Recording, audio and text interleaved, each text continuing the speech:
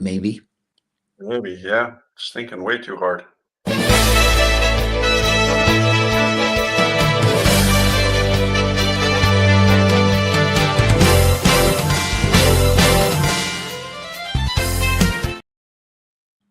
Good morning, Linda. Good morning, Sam, and good morning, everyone. How you How are doing we all today? doing? I'm excellent. I had a great day yesterday. Had a great grandbaby, and got my exercise in while having her here at the house. Always, right? Yeah. And so I really want to talk about the journey here on your book on resilience. I understand now it's a #1 international bestseller. Yes. Thank you to everybody who's supporting it. Congratulations. That's awesome. I'm So tell me excited. about the journey. How did it start? For a good 10 years, I've been trying to write this. Mhm. And I would struggle with getting started. I would struggle with trying to figure out how much to include. Um, like many who write a book about their story or something they've been through, it's it's really easy to get over, to try to include everything. Yep. Yeah, right, right. And it's usually too much. Yep. Hmm. Um, but Jay Cornell, who runs Permission to Flourish, she had I think they did a free, write your first chapter Right. Hmm. seminar. And so I joined that and it started getting things flowing. And I signed on to work with her and her team. And they helped me just like I was trying to have everything come out of me in order, Hmm. and it doesn't come out that way. Yeah. Yeah. Yeah. So I so know that they struggle. yeah, so they helped me just kind of get comfortable with just writing whatever came out and then we would Uh-huh. put it together. So it's Jay, it's Mutitha, it's Asher, and it's Dre, and they did an amazing job helping me figure out what it was I was trying to say Yeah. and making it into a coherent piece of work to share. Yeah. Yeah. So I do know the I was on the stream for the rollout. There was quite a few people on. Thank you. Thought it It was was well great. done and well prepared. You know, they've got it down to a fine art and they do all the heavy lifting. So Mhm. that's awesome. I just showed up and Yeah.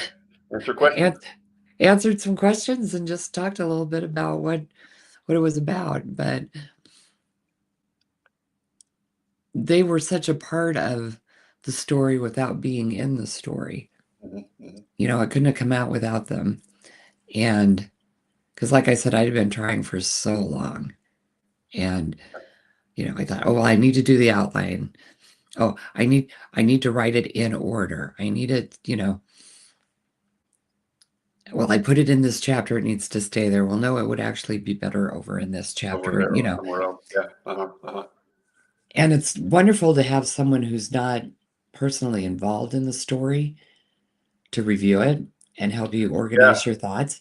Because there's no judgment, there's nobody to say, well, I don't remember it that way, you know. Yeah. And there may be family and friends that read this and say, I don't remember it that way, or I didn't know that that's what you were feeling, and it's because I Right. didn't tell anybody. Right. Right. And part of the catharsis of the book is being able to share that and Mhm. to let people know that when they're going through something, even when it feels like they're all alone, they're really not. Really not. Yeah. Yeah. Yeah. It's funny that you mention those things, and I think there's a lot of people out there who have a book in them, and I see what you're saying there. I have, I've started, so it's just some lessons from my father. I can't remember the exact title, how I titled it, but um, there's a couple stories in there. It's like, okay, this is how I remember it. I have 4 sisters, you know? How are they gonna remember that story? And, Right. it's just been the last few years that we've gotten, like, much better relationships, so, but anyway, but yeah, I think that, I think it's awesome that you put this out there and laid everything on the line, and so, um, Jay is part of the empowered living community. Is that how you, That's how I met her. She's part of Empowered Living, and she also runs the Fearless Women's Summit out of Seattle. okay, And I attended that last year, and I'm going to be there again this year. okay, Um, but she was she's part of the community. I think she was on the show committee with us, or she was on the show team with us, because yeah, mhm, yeah, yeah, um, and she has just got such a huge heart. Her whole team does. yeah, Um, they know all the technical stuff you need to know, but they also have the heart to help mhm, you bring your story to life. yeah, yeah, And I think that was huge, because I wasn't worried so much about word count mhm, yeah, as substance. And then, we went from there. right, right. And I know that writing for word count, at least for me, gets very stressful, because then I'm like, oh, I'm 5 short. Does that mean it's not enough? Right, right, right, right, right. Yeah, and depending on what you've written for in the past, and this is, I know this is one of the struggles that I have when you talk about writing it in order and writing it in a sequence. So most of my writing has actually been done to preach it or to teach it, Right. and so there has to be a sequence, there has to be an order. So I can see where that could be a real struggle for some folks.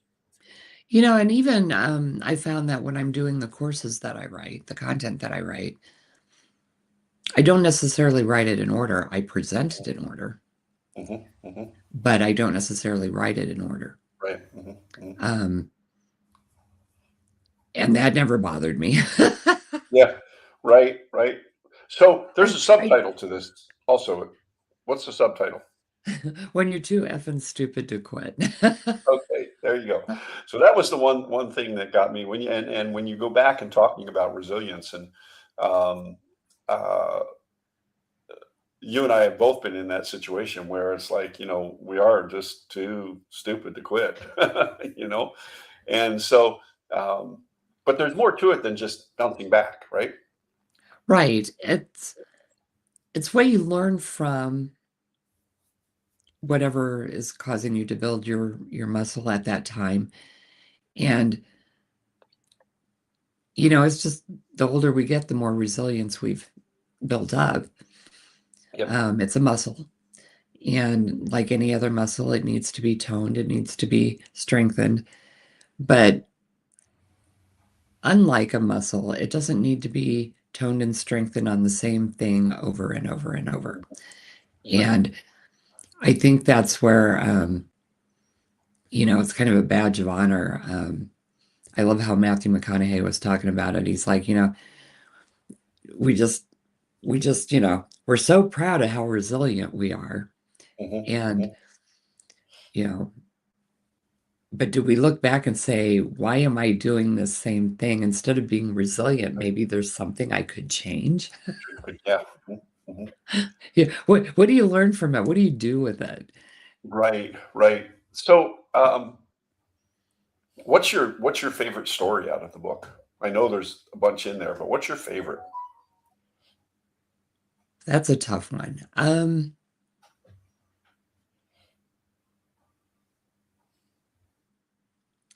I think one of my favorites was when Jeff had his first open heart surgery. And I mean, like within a few hours, his health had deteriorated very quickly. And it was just me and him. Mhm. Everybody else is a good 500 miles away or more. And they couldn't wait to do the surgery for everybody to show up. Mhm. And so the nursing staff in the ICU where he was at were extremely supportive and helpful. And they let me know that I didn't have to do it by myself. You know, Mhm. I was making phone calls and they offered to make phone calls for me. And I said, well, I think this is news they need to hear from me. You know, having a stranger call makes it even that much, more frightening. Right, right. Um, but the one nurse, she sat next to me, held my hand while I made all the phone calls. Yeah, And when I think about what they see on a daily basis when you work in an ICU yeah, yeah, and what they carry with them, for her to have that bandwidth for me mhm, was so important. And it's one of the stories and one of the things that's happened in my life that also helped me start putting together the emotional support stuff that I do. yeah, yeah. Because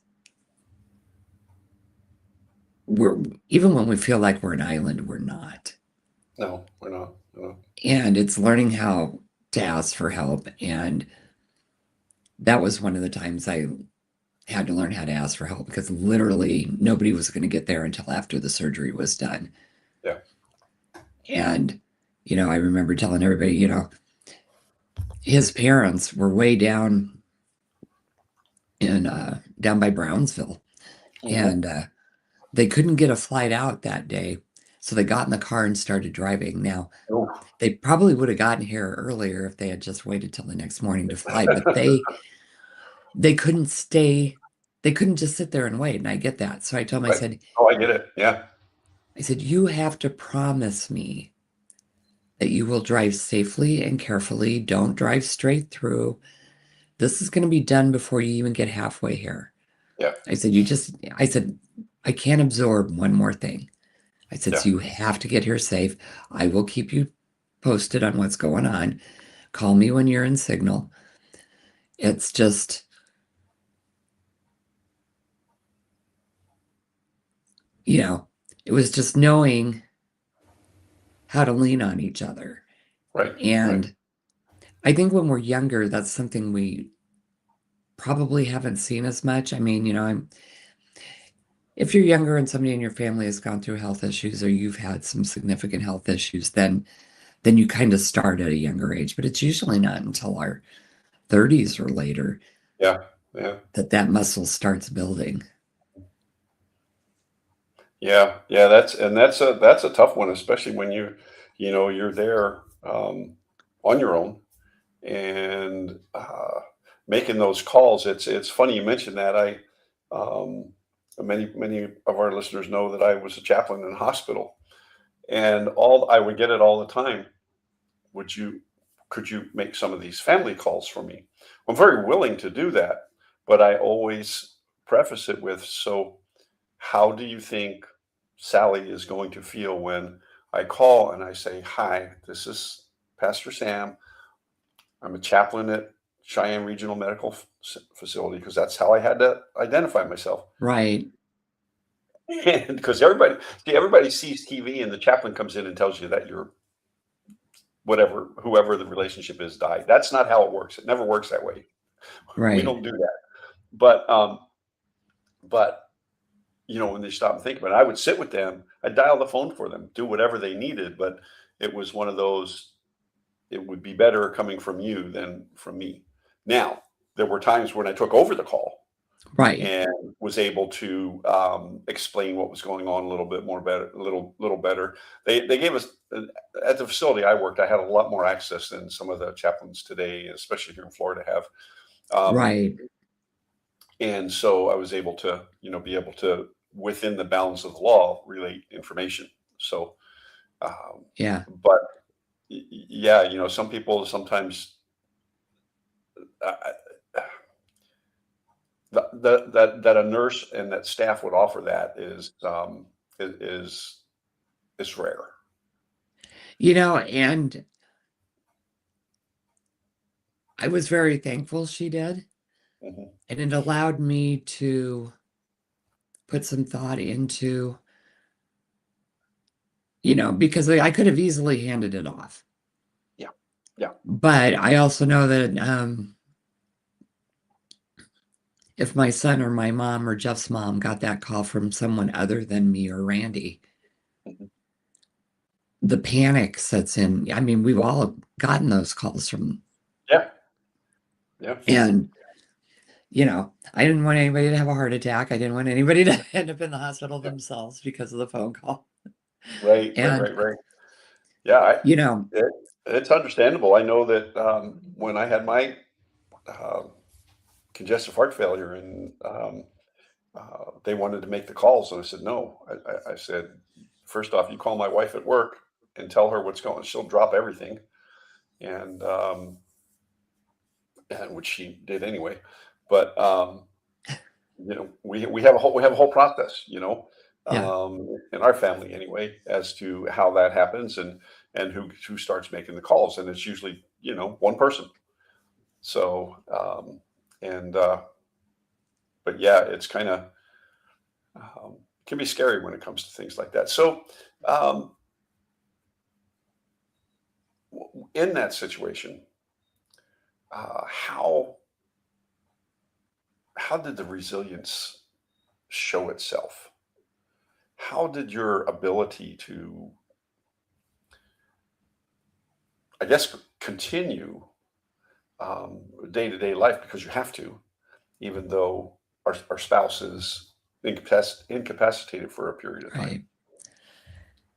And I think how it showed up for me was, at least at that moment in time, it was just me. Mhm. And I knew I had to keep it together to get a hold of everybody, and I needed to keep it together because in and out before they took him to surgery, he would wake up and I couldn't let him see me scared. Mhm. Now Mhm. he knew what was going on. We talked about it with him, but he was in and out of consciousness a lot. And he signed the paperwork, but I also had to sign it. And I just told myself, I said, panicking isn't going to help him and it isn't Right. going to help me. Nope. And at that time, my faith wasn't as strong, but I just told myself that, he had excellent surgeons and everything was going to be fine. If they didn't do it, he'd die. Hmm. So I knew we just had to move Right. forward, and I had to move forward with the thought that this is just going to be the best thing for him.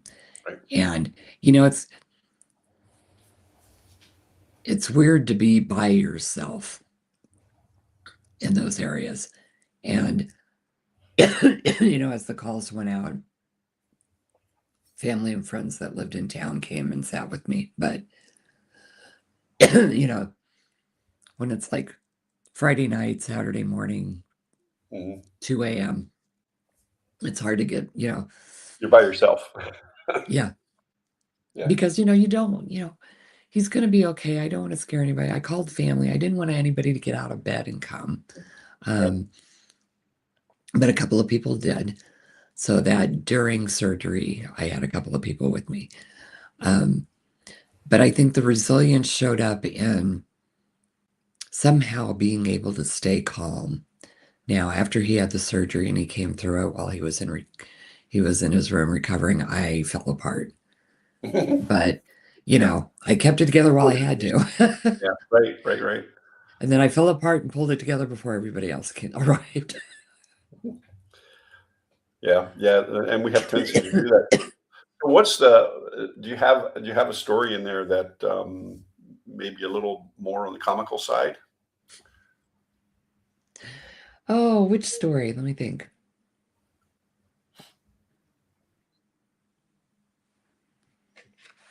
Well, now I got to peek. Do you remember? What's that?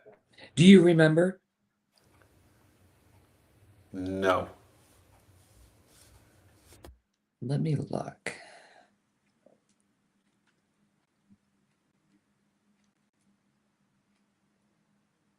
I mean, I find the comedy, I try to find the comedy and everything. Um, what I kind of did was bring Jeff Foxworthy into it. Yeah, that's right. I You remember know, that now. Yeah, you're resilient if, yeah, you keep banging your head against the wall and you haven't broken your skull yet, or, yeah. you're Right. resilient if some of the ones I used, for me, on a personal note, I think at one time I had like five or six specialists, Oh, medical specialists working on me. Um,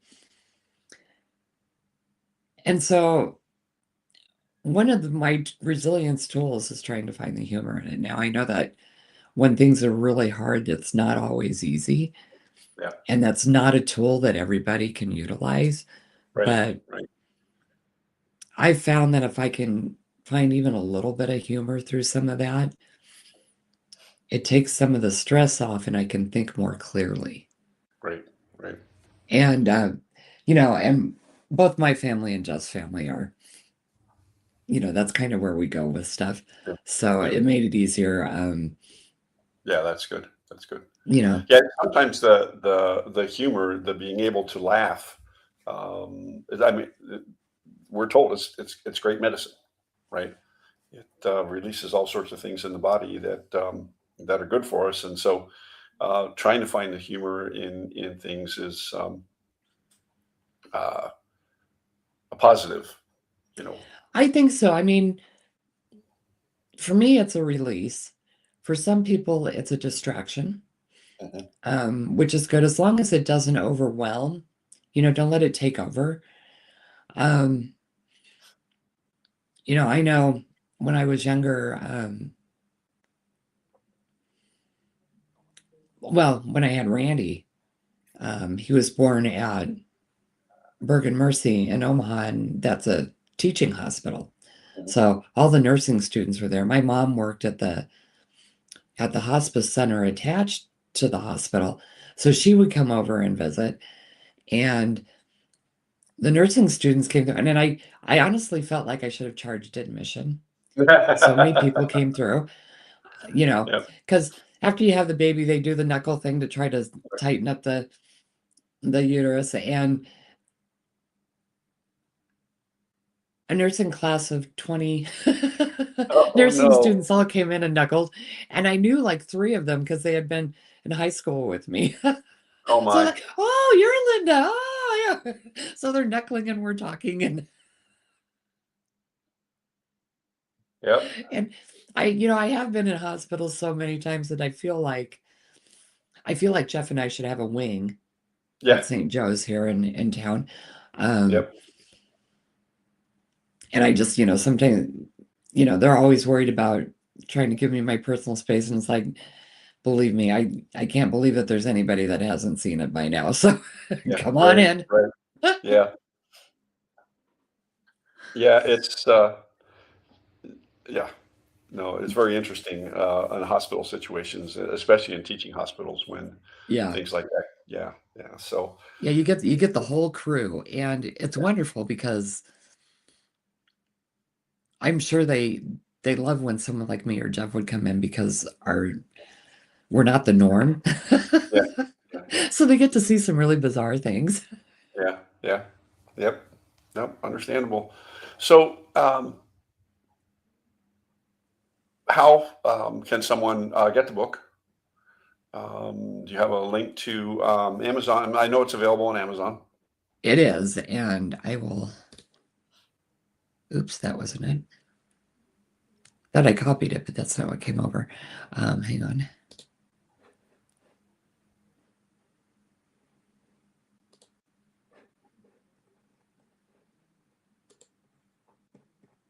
I'll put it in there. Yeah, it's on Amazon, and you can either Google on resilience or see if this comes up this time. There it is. Oh, that's all the different countries. So there you go. Um, and you know, you can get paperback, hardback. I think you can get Kindle as well. So, um, and again, it's a tool, you know. Hmm. Um, I don't think it's a hard read. And there's, you know, I just wanted to make sure people had access to the resources I had. Yeah, And yeah, so there's sections in there that give you phone numbers and websites if, you know, you're in an unsafe situation, ways that you can contact help without right, putting yourself right, in danger and those kind of things. But mostly it's just ways to allow yourself a moment to regroup. right, right. And um, near the back of the book, there's some QR codes with some Uh-huh. gifts, and one of them is to join my community in Grow Karma. Excuse me. Where you know, you scan the QR code and you can sign into that community, and we're there to support each other. Right. So that one of the things I want is for people to see that they're not alone.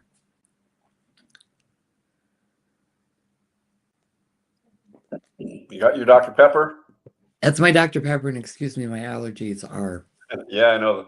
Oh, ours, it's horrible down here. Is So Amazon the only place that it's for sale? at this time, yes.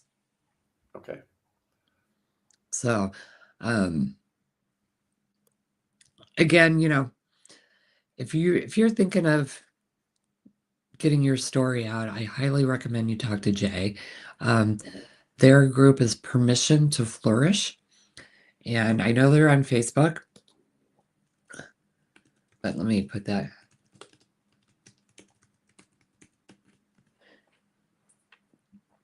And you can find them on Facebook, and I think they've got a website. But if you Google them, they'll come up. Um, really, really talented group of people and very caring, so that your story is your story and not someone Yeah, else's interpretation of your story. yeah, yeah. And That's I good. think that's really important when we're writing something important to us. Hmm. You know, you can ghostwrite. There's all different kinds of options, but for me, it needed to be my voice, my experience, my words. Yeah. And I think these guys are the best at that. Oh, good, good, good. So I'd encourage you to go out and uh, click on the Amazon link and get Linda's book on resilience when you're too effing stupid to quit. And trust me, we have both been in that boat. Linda, thank you so much for sharing and sharing your stories. Oh, And thanks for letting me do so. And, you know, you're not alone, and you can get a hold of me if you wish. Um,